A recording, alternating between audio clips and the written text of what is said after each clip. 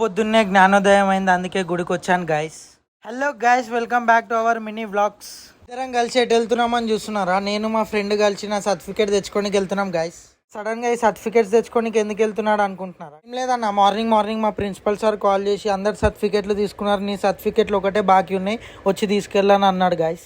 మనమైతే కాలేజ్కి ఎప్పుడు బుక్కుల కంటే ఎక్కువ టిఫిన్లే తీసుకొని పోతుండే. ఇప్పుడు ఆ బుక్కులు లేవు, టిఫిన్ లేవు, ఖాళీ బ్యాగ్. డిగ్రీ లైఫ్ చాలా మంచిగా ఉంటుంది అన్న. నేనైతే ఆడుతూ పాడుతూ అన్ని సబ్జెక్ట్స్ క్లియర్ చేసుకొని మంచి మార్క్స్తో కాలేజ్ బయట పడ్డా గైస్. అన్న, లైఫ్లో ఫెయిల్యూర్ అనేది ఒక స్టెప్ అన్న. ఆ ఫెయిల్యూర్ రకించి బయటపడేది అసలైన స్టెప్ అన్న. ఇలా పాస్ అయినా మన జర్నీ కంటిన్యూ చేస్తూనే ఉండాలన్న, మనం అక్కడనే ఆగిపోకూడదు. ఫైనల్లీ మన కాలేజ్ కాడికి అయితే వచ్చేసాం గైస్.